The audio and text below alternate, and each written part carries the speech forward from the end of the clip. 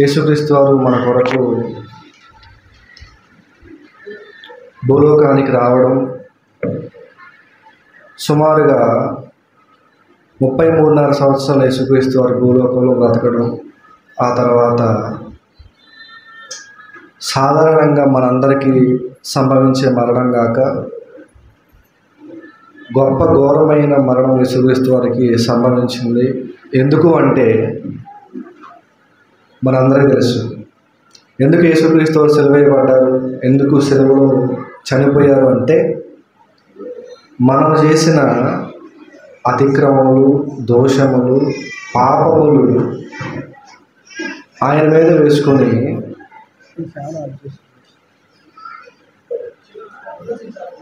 వేసుకొని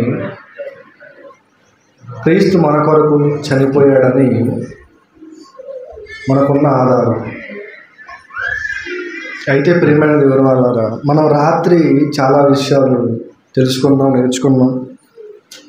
యేసుక్రీస్తు వారు గురువారం రాత్రి ఆయన జీవితంలో ఏం జరిగిందన్న విషయాలు రాత్రి తెలుసుకున్నాం. అయితే యేసుక్రీస్తు వారిని బంధించి తీసుకువెళ్ళినప్పుడు పీలాతు దగ్గరికి యేసుక్రీస్తు వారిని తీసుకువెళ్ళడం జరుగుతుంది. పిలాతు దగ్గరికి వెళ్ళినప్పుడు పిలాతు అనగా రోమా గవర్నర్, ఈ పిలాతు యేసుక్రీస్తు వారిని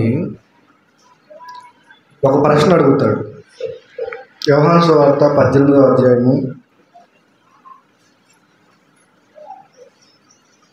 33వ వచనం. యోహాను సువార్త 18వ అధ్యాయము 33వ వచనం. పిలాతు తిరిగి అధికార మందిరంలో ప్రవేశించి యేసును పిలిపించి, యూదుల రాజువు నీవేనా అని ఆయనను అడుగగా, యేసు 37వ వచనం చదువుదాం.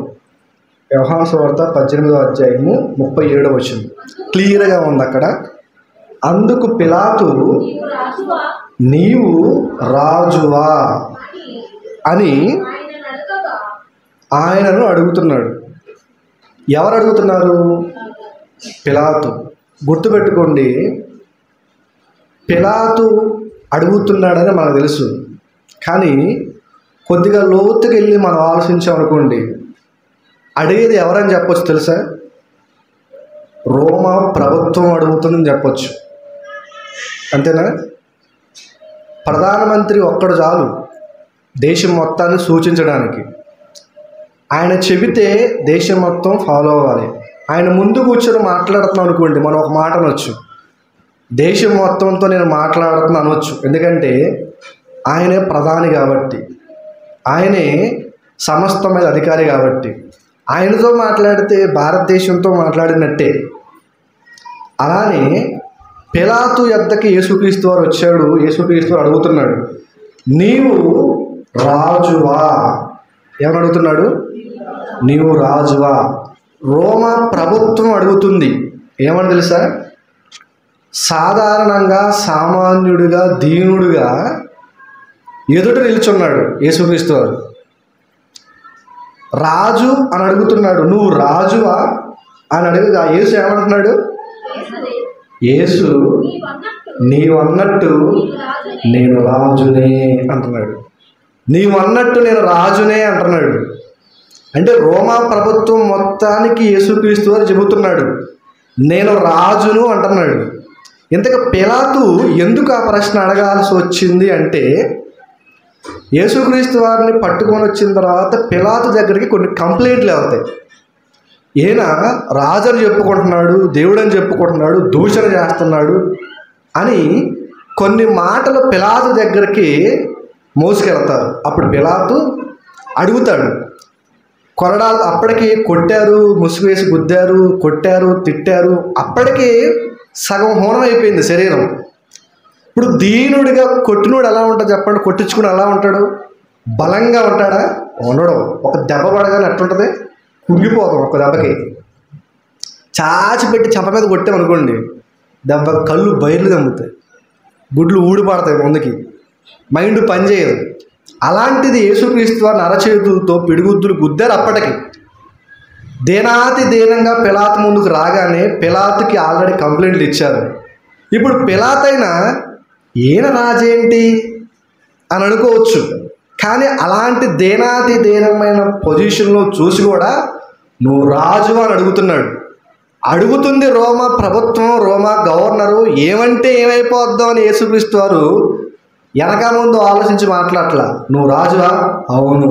నీవన్నట్టు నేను రాజునే, నీవన్నట్టు నేను రాజునే అని యేసుక్రీస్తు వారు ఏమాత్రం సందేహం లేకుండా, బెనకకుండా, బెదరకుండా, నన్ను ఎంత కొట్టారు, ఇప్పుడు ఇలాంటి ఏమంటారో అని ఆలోచించకుండా రాజువా అంటే రాజునే అన్నాడు.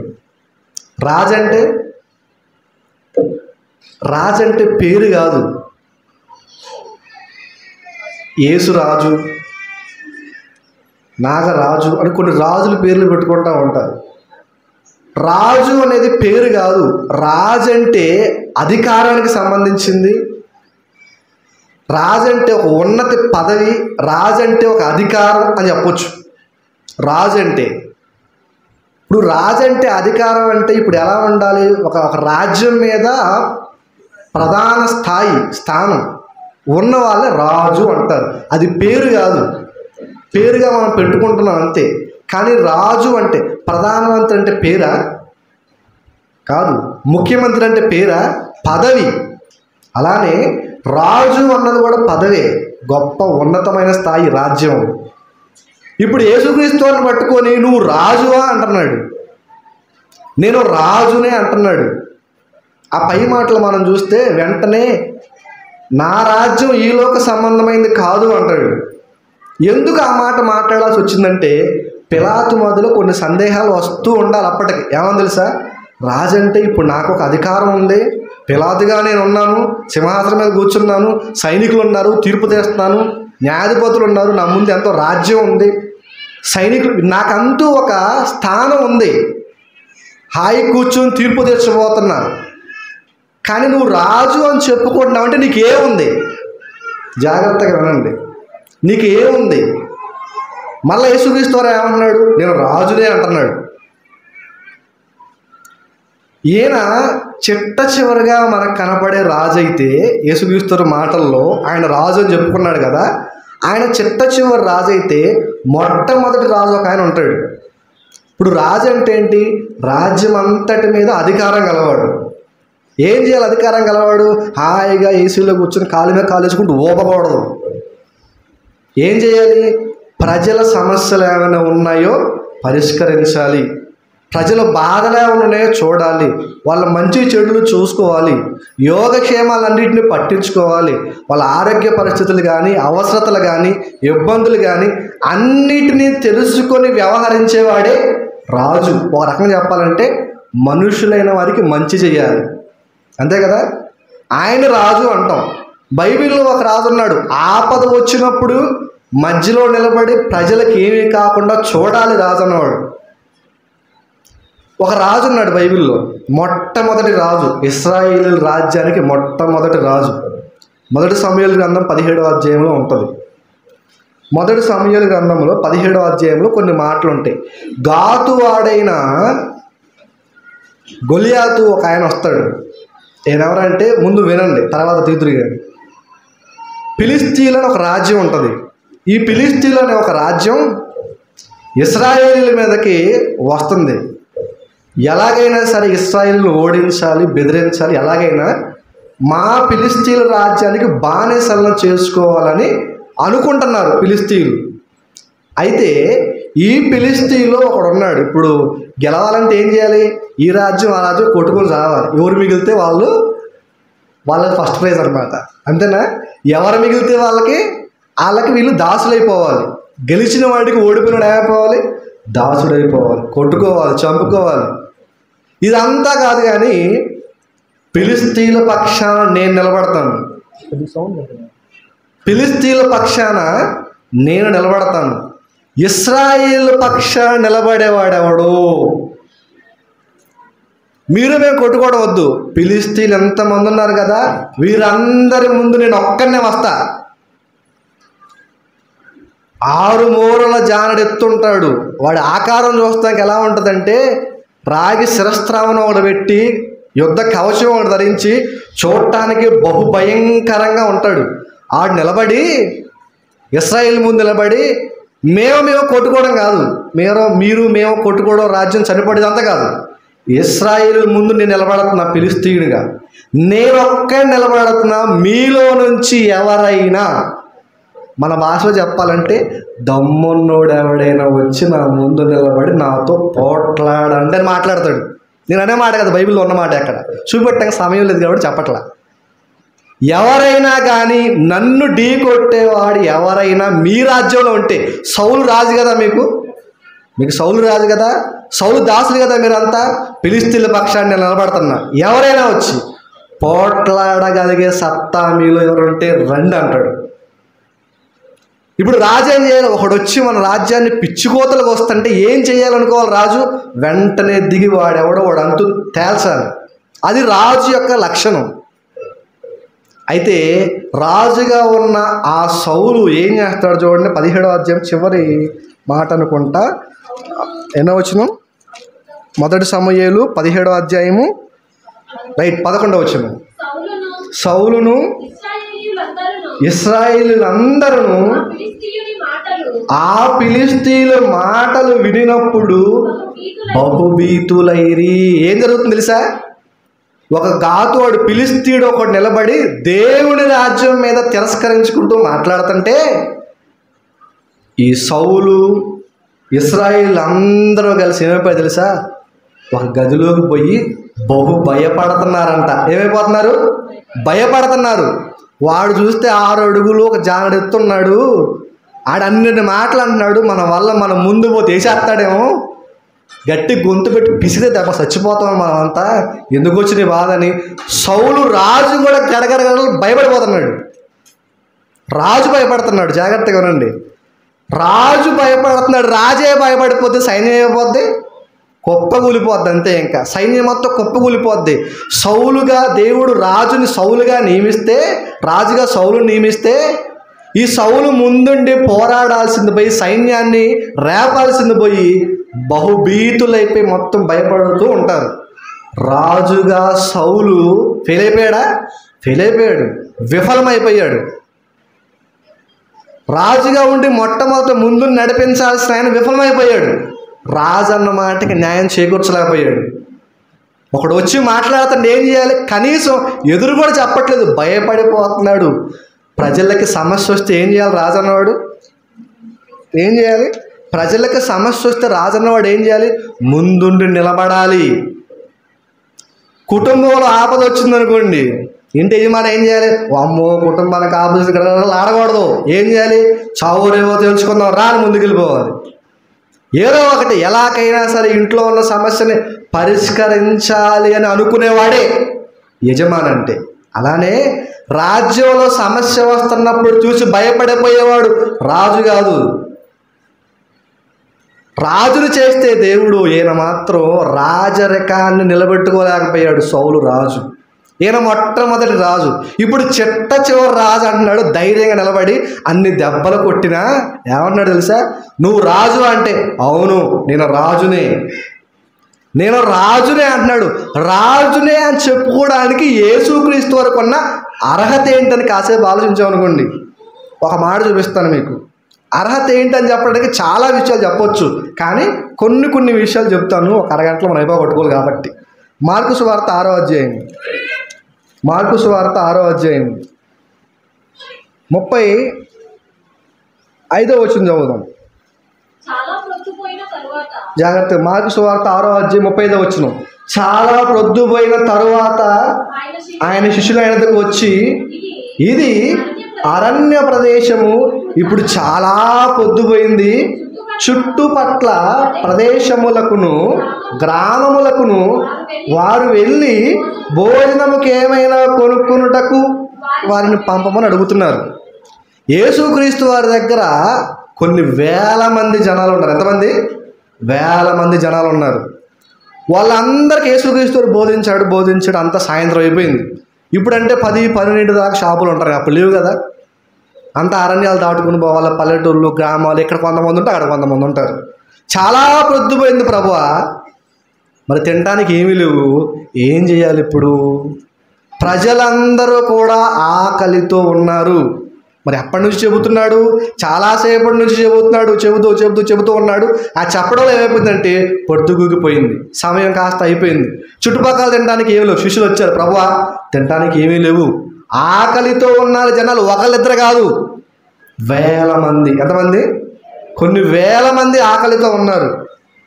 ఆకలితో ఉన్న వారు అందరు చూసి, ఏముందిలే పొద్దున్న సాయంత్రం నేను చెప్పాను, నా పని అయిపోయిందిలే, ఆ 2 దోలు ఆ సరదాలు చూసుకుంటారు అనుకోలా. ఆకలి అనేది మహా భయంకరమైంది. ఎలాంటిదో చెప్పమంటారా? ఒక మనిషి చెడ్డవాడిగా మారిపోవడానికి కారణం ఆకలి అవ్వచ్చు, తెలుసా? ఎందుకు నాయనా నువ్వు చేయరాని తప్పులు చేస్తున్నావంటే ఆకలి బాధ, ఇంట్లో డబ్బులు లేవు, తినడానికి తిండ్లు, ఏం చేయాలి? తప్పుదావే తొక్కాలి. ఆకలి అనేది ఏం చేస్తుందంటే మనిషిని పాపంలో పడివేయటానికి ప్రయత్నిస్తుంది. యేసుక్రీస్తు వారు కూడా 40 రోజులు ఉపవాసం ఉన్నాడు కదా. ఉపవాసం ఉండిన వెంటనే 40 రోజులు ఉపవాసం ఉంటామంటే ఆయనకి కూడా ఆకలేస్తుంది. ఎందుకని? సాధారణమైన మనుషులు మానవ రూపంలో ఆయన ఉన్నాడు. సాధారణమైన మానవ రూపంలో ఆయన ఉన్నప్పుడు 40 రోజులు ఉపవాసం ఉన్నప్పుడు, ఈ 40 రోజుల తర్వాత యేసుక్రీస్తు దగ్గరికి ఎవరు వచ్చారు? అపవాది వచ్చాడు. వచ్చి ఏమన్నాడు? వెంటనే ముందనే మాట ఏంటి? ఈ రాళ్ళను రొట్టెలుగా చెయ్యి అంటే ఆకలితో అలమటిస్తున్న యేసుక్రీస్తు వారిని పాపంలో నెట్టాలని ప్రయత్నించింది. ఆకలి అనేది ఖచ్చితంగా చాలామంది చూడండి, డబ్బు కోసం తప్పులు పాపాలు చేసేవాళ్ళు కూడా లోకంలో లేకపోలేదు. ఎక్కువ మంది కూడా అన్నీ ఉంటే ఎవడో తప్పులు చేయడం, తగ్గుతాయి తప్పులు, కానీ ఎక్కువ తప్పులు పాపాలు చేయడానికి ఆస్కారం ఏంటో తెలుసా? కేవలం డబ్బు లేకపోవటం అని అనుకుంటాం మనం. తినటానికి నీరు లేకపోవటం ఏం చేసిద్దంటే తప్పుదో పట్టడానికి అవకాశం ఇస్తుంది. యేసుక్రీస్తు వారు కూడా ఆకలితో అలమటిస్తూ ఉన్నాడు. పొద్దున్న నుంచి సాయంత్రం దాకా బాగా బోధించిన తర్వాత తన ప్రజలు ఆకలితో ఉండడం శిష్యులు పిలిచాడు. మీ దగ్గర ఏమున్నాయి? ప్రభువా 5 రొట్టెలు 2 చేపలే ఉన్నాయి, తీసుకొచ్చి అందరిని కూర్చోబెట్టండి. కూర్చోబెట్టిన తర్వాత అందరికి పంచండి అన్నప్పుడు 5,000 మంది తిన్న తర్వాత ఇంకా ఎన్ని గంపలకి ఎత్తారంట? 12 గంపలకి ఎత్తారంట. రాజు అని చెప్పుకోవడానికి యేసుక్రీస్తు వారు ఏం చేశారు తెలుసా? ఆకలితో ఉన్న తన ప్రజలకి ఆహారం పెట్టాడు. ఒక్కళ్ళకిద్దరికి కాదు, 5,000 మందికి పెట్టిన తర్వాత కూడా 12 గంపలకి ఎత్తారంట. 5,000 మందికి పెట్టిన తర్వాత 12 గంపలకి ఎత్తారంటే ఎంతమందికైనా ఆయన ఆహారం పెట్టగలడు. రాజుకుండే క్వాలిటీ ముందు కూడు ఉండాలి కదా. ఆ కూడు అందరికి కూడా ఏర్పాటు చేశాడు. యేసుక్రీస్తు ఒక్క చోటే కాదు, చాలా సందర్భాల్లో చాలా చోట్ల ఆహారం పంచిపెట్టడం మాటలు బైబిల్లో ఉంటాయి. ఇంకా ఆయన చేసిన కార్యాలు చాలా ఉన్నాయంట. రాయటానికి మొదలు పెడితే పుస్తకాలు చాలా ఉన్నాడు దేవుడు. పుస్తకాలు చాలా ఉన్నావు దేవుడు. జనాలకి ఏదైనా ఇబ్బంది కలుగుతున్నప్పుడు ఒకానొక రోజు ఏసేపు ఉన్నాడు. ఏసేపు ఉన్న కాలంలో ఫరో రాజు ఉంటాడు, ఫరో ఉంటాడు. ఈ ఐగుప్తు దేశానికి కరువు రాబోతుంది అని చెప్పిన వెంటనే ముందు 7 సంవత్సరాలు ఏమో బాగా సమృద్ధిగా ఉంటుంది, తర్వాత 7 సంవత్సరాలు కరువు రాబోతుందని కల వస్తుంది ఆయనకి. జాగ్రత్తగా ఉండండి. కల వచ్చినప్పుడు వెంటనే ఆ కళ భావం ఏసేపు చెబుతాడు. ఏసేపు చెప్పిన తర్వాత రాజు అలర్ట్ అయిపోతాడు. అమ్మో ఈ 7 సంవత్సరాలు సమృద్ధిగా పండిద్ది కాబట్టి దాచిపెట్టుకుందాం, తర్వాత 7 సంవత్సరాలు పండదు కాబట్టి ఈ సంపదని ఉన్న ధాన్యాన్ని తర్వాత 7 సంవత్సరాలు సరిపోయేటట్టు దాచుకుందామని ఒక రాజుగా ఆలోచన చేస్తాడు ఫరో. తన ప్రజలైన వారు ఆకలితో కరువులో ఉన్నప్పుడు చూస్తూ ఉండేవాడు రాజు కాదు. ఆహారం పెట్టాలి, ముందుగా కావాల్సిన అతి ముఖ్యమైనది ఏంటి? తినడానికి తిండి కావాలి ముందు. ఆ రోజు ఆ రాజు ఏం చేశాడంటే ఆహారాన్ని సమృద్ధిగా దాచిపెట్టాడు. ఈరోజు ఈ రాజు ఏం చేశాడు తెలుసా? ఎంతమంది కూర్చుంటారో కూర్చొని ఒక 500 మందికి భోజనం పెట్టాలంటే మన ఆస్తులు కరుగుతాయి. తిని తృప్తి పొందిన తర్వాత 12 గంపలకి ఎత్తారంటే తృప్తిగా తినండి అని పెట్టాడు యేసుక్రీస్తు. అంతే. రాజుగా ప్రజల యొక్క ఆహారం, ప్రజల యొక్క ఆకలి గుర్తెరిగాడు. ఎందుకంటే ఆయనకి ఆకలి వాళ్ళు తెలుసు. ప్రజలందరికీ ఆహారం పెట్టాడు. అంత మాత్రమే కాదు, మత్తయి సువార్త 14వ అధ్యాయము, మత్తయి సువార్త 14వ అధ్యాయంలో ఒక మంచి సందర్భం ఉంటుంది చూడండి. మత్తయి సువార్త 14వ అధ్యాయము 14వ వచనం. ఆయన వచ్చి ఆ గొప్ప సమూహమును చూచి వారి మీద కనికరపడి వారిలో రోగులైన వారిని స్వస్థపరిచెను. జాగ్రత్తగా ఉండండి. ఆకలితో ఉన్న తన జనాంగానికి ఆకలి తీర్చిన గొప్ప రాజు తర్వాత కావలసిన ఆరోగ్యాన్ని ప్రసాదిస్తున్నాడు. రాజుకు ఉండాల్సిన లక్ష్యం ఏంటో చెప్పనా? మనకు 2019, 2020 ఏమొచ్చింది? జాగ్రత్తగా రండి. ఈ ప్రసంగానికి నీరసపడిపోతే ఎలా? ఇంకా 4, 7 ఉన్నాయి, 8 ఉన్నాయి మొత్తం. అవునా? 2019, 2020 ఏమొచ్చింది? కోవిడ్ వచ్చింది. వచ్చినప్పుడు ప్రధాని తీసుకున్న డెసిషన్ ఎలాంటిది అంటే, రాజు ఆయన తీసుకున్న డెసిషన్, ఆలోచన ఏంటది? ఇగో, ఎక్కడైనా సరే ఎవరైనా తుమ్మినా దగ్గినా వెంటనే క్వారంటైన్లో పడేయండి. ఎందుకు? మిగతా వాళ్ళకి హాని జరగకూడదు. క్వారంటైన్లో పడేసి ఆకలితో చంపేయమని చెప్పాలి. ఏం చేశాడు? మనం తినే ఆహారం కన్నా గొప్ప సమృద్ధి కలిగిన, పోషకాలతో కలిగిన ఆహారాన్ని క్వారంటైన్లో వాళ్ళకి ఇచ్చారు. మీరు ఎవరైనా పోయారు క్వారంటైన్కి? దేవునికి స్తోత్రం. మీరు ఎవరినో కూడా క్వారంటైన్కి పోకుండా దేవుడు కాపాడాడు. కానీ క్వారంటైన్లో ఉన్న వీళ్ళందరికీ కూడా మంచి గుడ్డు, మంచి బలమైన ఆహారం. ఎలాంటి ఆహారం అంటే లోపల ఇమ్యూనిటీ పవర్ పెంచే గొప్ప మంచి ఆహారాన్ని క్వారంటైన్లో ఉన్న వాళ్ళందరికీ పెట్టారు. అంటే ఒక రాజు ఏం చేశాడు ఇక్కడ? ఒక ప్రధాని ఏం చేశాడు ఇక్కడ? ప్రధాని ఏం చేశాడంటే తన ప్రజలు ఆరోగ్యము లేని వారిగా ఉన్నప్పుడు వారి ఆరోగ్యాన్ని కాపాడే బాధ్యత తీసుకున్నాడు. ఆ కుర్చీ తీసి ఒకటి పక్కనే ఉంది. రైట్, వినండి. ఏం చేశాడు? తన రాజ్యంలో ఉన్న ప్రజలు అస్వస్థతకు గురయ్యి రోగులై ఉన్నప్పుడు ఏం చేయాలి? అమ్మ ఇటేనండి. ఏం చేయాలి? వదిలిపెట్టకూడదు. ఏమైపోతుంది? నాకేమైంది? వాళ్ళు ఎలా పోతే నేను బాగానే ఉన్నాను కదా, నేను దర్జాగా ఉన్నా కదా, నా దాకా రాలేదు కదా రోగం అనుకోలేదు. ప్రతి ఒక్కరిని చెక్ చేయాలి. ప్రభుత్వం తీసుకున్న డెసిషన్ ఇది. ప్రతి ఒక్కరిని చెక్ చేయాలి. తుమ్మున్న దగ్గున్న వెంటనే టెస్ట్ చేయండి, వెంటనే వాళ్ళని బంధించండి, వాళ్ళకి కావాల్సినవన్నీ కూడా సమృద్ధిగా ఇవ్వండి అని రాజ్యం తీసుకున్న డెసిషన్. అలానే ఆ రోజు కూడా యేసుక్రీస్తు వారి ముందు ఎంతోమంది రోగులుగా ఉన్నప్పుడు అనేకులు అంట మరలా ఏమంటున్నాడు? వారిలో రోగులైన వారిని గొప్ప సమూహము చూచి వారి మీద గొప్ప సమూహం అంట. ఈ సమూహంలో ఎంతోమంది రోగాలతో బాధపడుతున్నప్పుడు వీళ్ళు బాధపడితే నాకెదుగులు అనుకోలే, అందరినీ కూడా కనికరపడి అందరి మీద తన చేతిని ఉంచి స్వస్థపరచిన రాజు. ఒక ఇంట్లో కనుక ఒకరికి అనారోగ్యం వచ్చిందనుకోండి, ఇంట్లో వాళ్ళు ఎవరు నిద్రపోరు. పోతారా?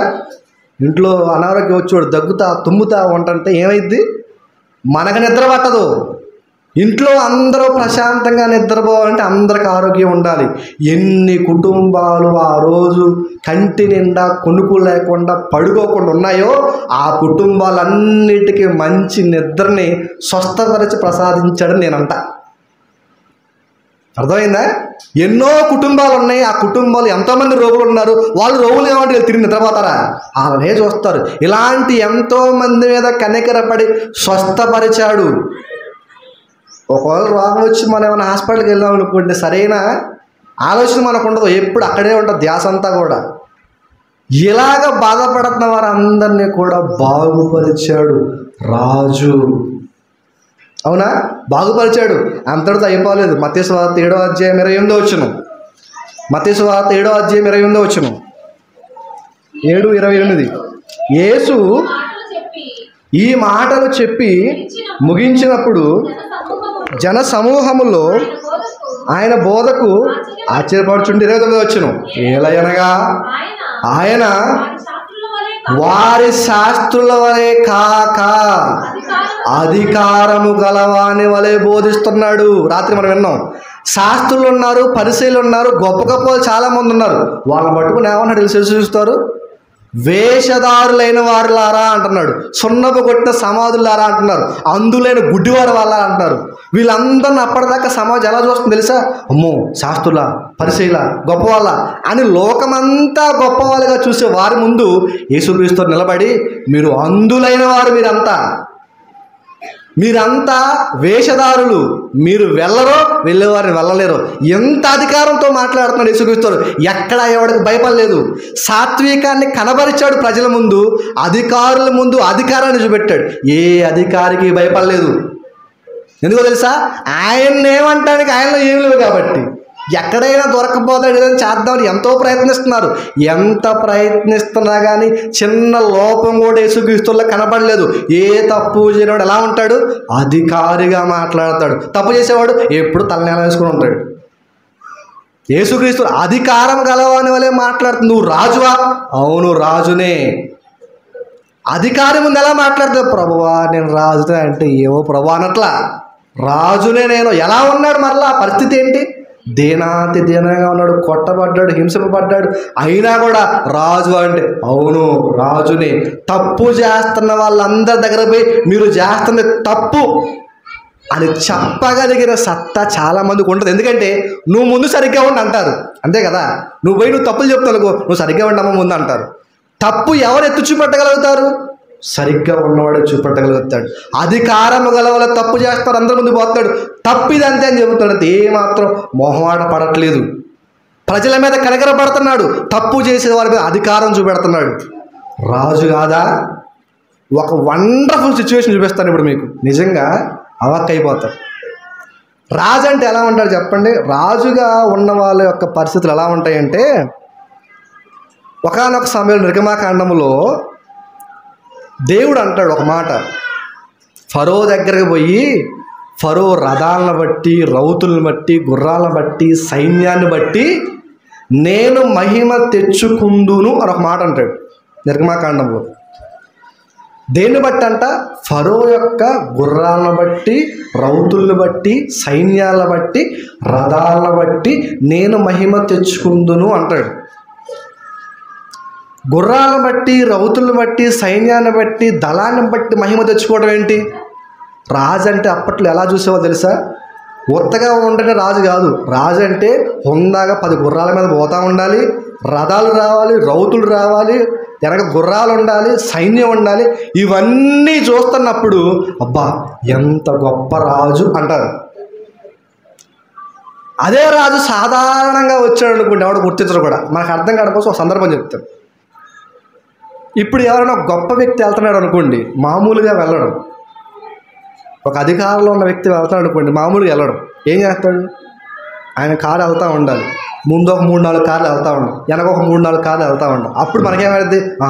ఎవరో గొప్ప వాళ్ళు వెళ్తున్నారంట.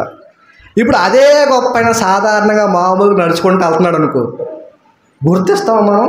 గుర్తించు. అంటే ఒక రాజు దేన్ని బట్టి గుర్తిస్తున్నామంటే వాళ్ళకున్న బలాన్ని బట్టి గుర్తిస్తున్నాం, వాళ్ళకున్న బలగాన్ని బట్టి గుర్తిస్తున్నాం, వాళ్ళకున్న రథాలను బట్టి గుర్తిస్తున్నాం, వాళ్ళకున్న రౌతులను బట్టి గుర్తిస్తున్నాం, వాళ్ళకున్న గుర్రాలను బట్టి గుర్తిస్తున్నాం. అయితే దేవుడు ఏమంటాడంటే అక్కడ, ఇగో ఈ ఫరో యొక్క వీటన్నిటిని కూడా నాశనం చేస్తాను. అప్పుడు ప్రజలు అనుకుంటారు, అమ్మో గొప్పవాడైన ఫరో యొక్క సైన్యాన్ని, అంత గొప్ప సైన్యాన్ని దేవుడు నాశనం చేశాడంటే ఎంత గొప్పవాడో. దేన్ని బట్టి గొప్ప వస్తుంది? జనాలు దేన్ని గొప్ప అనుకుంటున్నారంటే సైన్య బలాన్ని బట్టి, సైనిక దళాన్ని బట్టి గొప్ప అనుకుంటున్నారు. అంటే రాజుగా గుర్తింపు రావాలంటే ఏముండాలి? సైన్యం ఉండాలి, మంద ఉండాలి, బలగం ఉండాలి, రౌతులు ఉండాలి, వెనకేముండాలి, గుర్రాలు ఉండాలి, ఆయన పోతున్న వెనక ముందు సైన్యం రావాలి. అప్పుడు కానీ రాజుగా గుర్తింపబడరు. ఇప్పుడు ఒక సందర్భం చూపిస్తాను. యేసుక్రీస్తు వారు సాధారణంగా దీనుడుగా, సాత్వికుడిగా వస్తున్నప్పుడు జరుగుతున్న సందర్భం లూకాసు వార్త 19 చివరికి వచ్చేసామండి. లూకాసు వార్త 19వ అధ్యాయంలో ఒక గొప్ప సందర్భం. లూకాసు వార్త 19వ అధ్యాయంలో, లూకాసు వార్త 19వ అధ్యాయంలో 33వ వచనం చదువుదాం, 33 నుంచి చదువుదాం, 35 నుంచి చదువుదాం, 35 నుంచి. లూకాసు వార్త 19:35 తరువాత వారు యేసు వద్దకు దాన్ని తోలుకొని వచ్చి ఆ గాడిద పిల్ల మీద తమ బట్టలు వేసి యేసును దాని మీద ఎక్కించును. యేసు దేని మీద వస్తున్నాడు? గాడిద మీద వస్తున్నాడు. గాడిద పిల్ల మీద వస్తున్నాడు. గాడిద పిల్ల మీద ఎవరైనా వస్తుంటే మీరేం చేస్తారు? ఎవరు గొప్ప వాళ్ళు వస్తున్నారు అంటారా? గాడిద అంటే అందరికీ అందుబాటులో ఉండేది. చూడండి, ఎప్పుడు కూడా కొంతమంది గాడిదలను వాడుతూ ఉంటారు. బరువులు మోసుకుపోవడం కానీ, ఎక్కడికైనా ప్రయాణాలు అవ్వడం కానీ. ఆ రోజుల్లో గాడిద అంటే సామాన్యమైన వ్యక్తి వాడే వాహనం. ఒక సామాన్యమైన వ్యక్తి వాడే వాహనం మీద యేసుక్రీస్తు వస్తున్నాడు. ఈయన గుర్రాల మీద, రౌతుల మీద, రథాల మీద రావట్లా, సైన్యాన్ని వేసుకొని రావట్లా. సాధారణంగా ఒక గాడిద మీద వస్తుంటే ఏం జరుగుతుంది చూడండి. 36 ఆయన వెళ్ళుచుండగా తమ బట్టలు దారి పొడుగున పరిచిరి. ఒలీవ కొండ నుండి దిగుచోటికి ఆయన సమీపించినప్పుడు శిష్యులు సమూహమంతయు సంతోషించుచు ప్రభువు పేట వచ్చు రాజు స్తుతింపబడునుగాక, ప్రభువు పేరిట వచ్చు రాజు స్తుతింపబడునుగాక, పరలోకమందు సమాధానమును సర్వోన్నతమైన స్థలంలో మహిమ ఉండునుగాక అని తాము చూచిన అద్భుతములన్నిటి గురించి మహాశబ్దముతో దేవునికి స్తోత్రము చేయసాగిరి. వస్తున్నాడు గాడిద పిల్ల మీద. సాధారణమైన సాత్వికమైన దీన మనసుతో వస్తున్నాడు.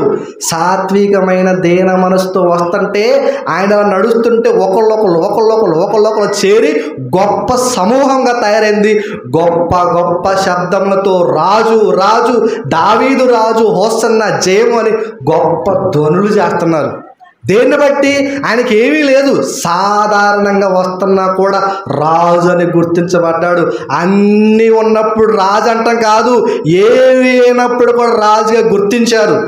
ఒక మాట ఉంటుంది, రాజు అయిన వాడు ఎక్కడున్నా రాజే.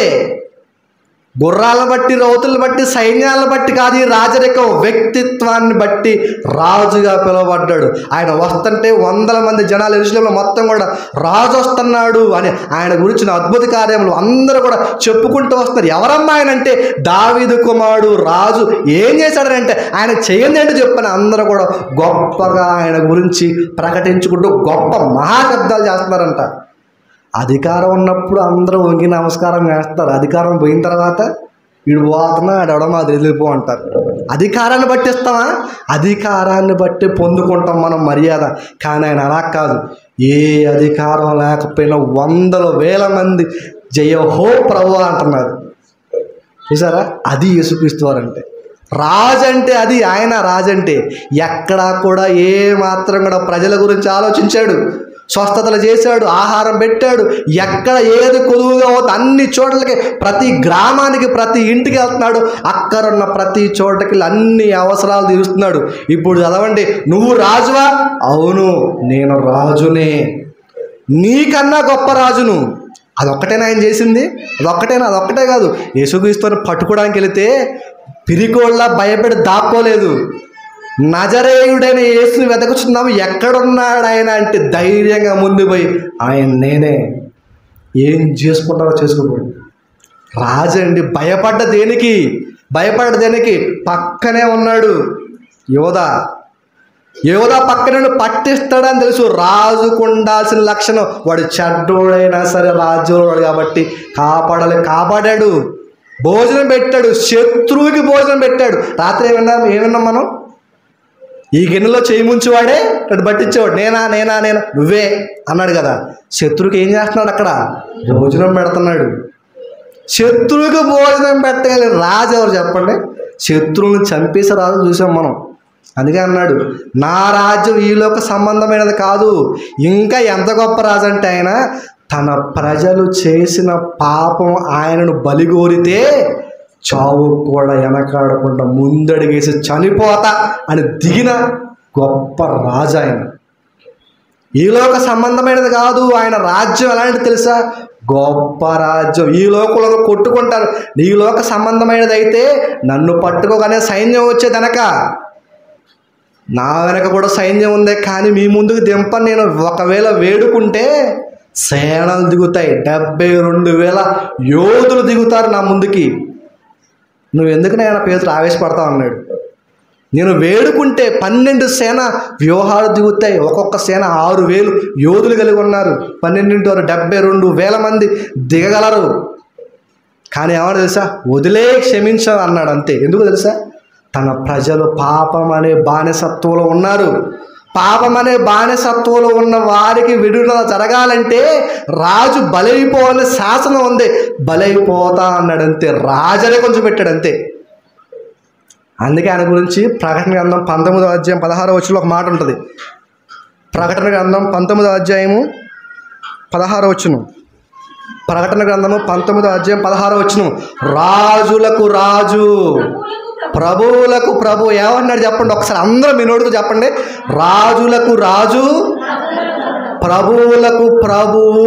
ఎవరైనా అందరికంటే భూలోకంలో ఎంతోమంది రాజులు ఉండొచ్చు, కానీ ప్రాణం తీసే రాజులే మనం చూసాం. ప్రాణం పెట్టిన రాజు, ప్రాణము పెట్టి రాజులందరికంటే రాజుగా అయిపోయాడు. ప్రభువులందరికంటే ప్రభు అయిపోయాడు. ఈరోజు యేసుక్రీస్తు వారి గురించి చాలామంది చాలా మాటలు అంటూ ఉంటారు. ఒక మాట చెప్పి నేను ముగిస్తా. యేసుక్రీస్తు వారు మీ పాపాల కోసం చనిపోయారంటే చాలా తక్కువ మంది నమ్ముతాం, విశ్వాసులైన వాళ్ళు. చాలామంది అంటూ ఉంటారు, అప్పుడెప్పుడో చనిపోయాడు, నా కోసం చనిపోయాడు, నేను చూసానా పెట్టాను, మరీ విచిత్రం విడ్డూరం కాకపోతే అని చాలామంది అంటూ ఉంటారు. నేను ఒక మాట చెప్తాను. మనందరం స్వతంత్ర భారతదేశంలో ఉన్నాం. మనందరం స్వతంత్రం వచ్చినాం. చాలామంది అనే మాట ఏంటంటే, ఒకనాడు స్వతంత్ర సమరయోధులైన వాళ్ళు, ఒక అల్లూరి సీతారామరాజు కానీ, ఒక భగత్ సింగ్ కానీ, ఒక గాంధీ కానీ, గొప్ప గొప్ప వాళ్ళు, వీళ్ళందరూ ప్రాణత్యాగం చేయబట్టి ఈరోజు మనం దర్జాగా భారతదేశంలో స్వతంత్రులుగా బ్రతుకుతున్నామని మనం అంటాం. నువ్వేమన్నా చూసావా? గాంధీని చూడలేదు, భగత్ సింగ్ని చూసావా? చూడలేదు, అల్లూరి సీతారామరాజు చూడలేదు. కానీ వాళ్ళు చేసిన త్యాగాన్ని బట్టి నువ్వు స్వతంత్రాన్ని అనుభవిస్తున్నావు అంటున్నావు. బాగుంది, వెరీ గుడ్, నిజమే అది. అలానే యేసుక్రీస్తు వారు చనిపోయాడు ఒకనాడు, ఎప్పుడో 2000 సంవత్సరాల క్రితం. ఆయన చనిపోయిన తర్వాత ఇప్పుడు ఈ స్వతంత్రాన్ని, ఇప్పుడు మనకి ఎటువంటి ఆటంకాలు లేవు, స్వేచ్ఛగా బ్రతుకుతున్నాం. ఈ స్వేచ్ఛగా బ్రతకడానికి కారణం ఏంటంటే ఒకనాడు చేసిన త్యాగం. స్వేచ్ఛ అనే ఒక ప్రభావాన్ని నువ్వు అనుభవిస్తున్నావు కాబట్టి ఒకనాడు వారు చేసిన త్యాగం, మహనీయులు చేసిన త్యాగం ఒప్పుకుంటాం, బాగుంది. ఈరోజు కూడా మనం అందరం బ్రతుకుతున్నామంటే కారణం ఒకనాడు యేసుక్రీస్తు వారు ప్రాణం పెట్టబట్టే. ఎలా అంటే వాళ్ళేమో స్వతంత్రాన్ని ఇచ్చి స్వేచ్ఛను మనకు అనుగ్రహించాడు. ఒకనాడు పాత నిబంధన కాలంలో విశ్రాంతి దినమున ఏ పండగ చేయకూడదని ధర్మశాస్త్రం చెబుతుంది. తప్పు చేసిన వాడిని రాళ్ళతో కొట్టి చంపమని దేవుడు చెప్పాడు. ఆ మాటను కొట్టివేసి, ప్రభువా వాళ్ళ పాపాల నిమిత్తం నేను ప్రక్షాళనగా చనిపోతాను యేసుక్రీస్తు అన్నప్పుడు చనిపోయి, ప్రభువా వాళ్ళు తప్పు చేసిన శిక్షించకు, అప్పుడే తప్పు చేసిన వెంటనే మరణం వాళ్ళకి ఇవ్వకు అని మధ్యలో నిలబడ్డాడు. ఈరోజు నీకున్న ప్రభావం ఏంటో తెలుసా? ఎన్ని తప్పులు చేస్తున్నా కూడా ఇంకా బ్రతుకున్నామంటే కారణం ఒకనాడు ఆయన చనిపోవటం వల్ల, ఒకనాడు వాళ్ళు త్యాగం చేయటం వల్ల స్వేచ్ఛ అనుభవిస్తున్నావు. ఒకనాడు యేసుక్రీస్తు వారు చనిపోవటం వల్లే ఈరోజు నువ్వు నేను ఎన్ని తప్పులు చేసినా బ్రతుకుతున్నాము. తప్పు చేసిన వెంటనే చంపేయాలి దేవుడు, కానీ యేసుక్రీస్తు వారి మధ్యలో ఉండి, ప్రభువా నా ప్రజలను కాస్త ఉంచు, కొద్దిగా ఓపికతో ఉందామంటే, సరే ఓకే నాయనా అని ఆపాడు. రాజు ఎవరో? యేసుక్రీస్తు వారు రాజు. పిలాతుకు కూడా తెలియదు సంగతి, ఎవరికే తెలియదు ఈ సంగతి. యేసుక్రీస్తు వారు తిరిగి లేచిన తర్వాత నిజంగా ఆయన రాజే, రాజ్యంతో రాబోతున్నాడు. అందరికీ కూడా పరలోకములో స్థలాలు సిద్ధపరుస్తున్నాడు. గూడు గుడ్డను కూడా, వస్త్రము కంటే దేహము గొప్పవి కాదా? ఈరోజు మన దేహాలన్నీ కూడా పవిత్రంగా ఉండే కారణం ఎవరో? ఆ రాజు త్యాగమే. నేను చెప్పే మాట ఏంటో తెలుసా మీకు? ఆయన రాజుగా ఉన్నాడు కాబట్టి ఆయన అధికారానికి తలదించండి. నెంబర్ 1గా చూసుకుంటాడు యేసుక్రీస్తు. ఎలా చూసుకుంటాడు? ఏ కొదువ లేకుండా ఆయన రాజు, ఆయన పరిపాలన మనం ఉన్నాం అనుకోండి, ఆయన గొప్ప పరిపాలన కింద మనం కింద తల వంచి ఉన్నామంటే తన ప్రజలైన వారి కోసం ప్రాణాలే పెట్టాడు. నువ్వు ఆయన రాజుగా ఒప్పుకుంటే నీకున్న ఎటువంటి కొదువ కొరత ఏదున్నా కూడా తీసి అవతలేస్తాడు. అది రాజు అంటే. యేసుక్రీస్తు వారు రాజు. నువ్వు రాజువా? నేను రాజునే, నీకంటే గొప్ప రాజుని. నా రాజ్యం ఈ లోక సంబంధమంది కాదు, రాజులకు రాజు. ప్రాణాన్ని కూడా లెక్క చేయకుండా మరణానికి ముందు నిలబడి రాజు చూసుకున్నా అన్నాడు. గెలిచాడు ప్రాణం మీద, మరణం మీద గెలిచాడు. మరణం మీద రాజు, గెలిచేవాడే రాజు. గెలిచాడు ఆ రాజు. మనందరికి తెలియని విషయం ఏంటంటే యేసుక్రీస్తు వారు మన కొరకు ప్రాణాలు పెట్టాడు, శ్రమపడ్డాడు, మృతి నొందాడు, మన కొరకు ఎన్నో చేశాడు. ఆయన రాజరికాన్ని ఒప్పుకున్నావా? ఎంతోమందికి వేటును రథములు బట్టి రౌతులు బట్టి ఆశ్రయిస్తారు అందరూ. కానీ ఏమీ లేకపోయినా రాజుగా గుర్తింపబడ్డ ఏకైక వ్యక్తి. ఒక మాట గుర్తొచ్చింది. ప్రపంచంలోకెల్లా ఎక్కువ ప్రభావితం చేసిన వారు ఎవరు అని ఒక 100 పేర్లు తీశారంట. ప్రపంచం మొత్తంకెల్లా సుమారుగా 800 కోట్ల జనాభాలో ఈ 800 కోట్ల మందిలో ఒక 100 మందిని తీయటం అంటే చాలా కష్టతరమైన విషయం. ఈ 100 మందిలో నెంబర్ 1 ప్లేస్లో ఎవరున్నా తెలుసా? యేసుక్రీస్తు వారు. అది యేసుక్రీస్తు వారు అంటే. చూసారా? అది యేసుక్రీస్తు వారు అంటే. ఆయన ఒప్పుకొని ఆయన రాజరికంగా తలవంచు, నిన్ను రాజుగా చేస్తాడు. రాజులైన యాజక సమూహం మీరంతా రాజుగా దేవుడు నిన్ను నియమిస్తాడు. పరలోకాన్ని నీకు స్వతంత్రిస్తాడు. ఇది ఆగిపోయిందంట. కళ్ళు మూసుకొని ప్రార్థన చేసుకున్నాం. ఇది ఆగిపోయింది.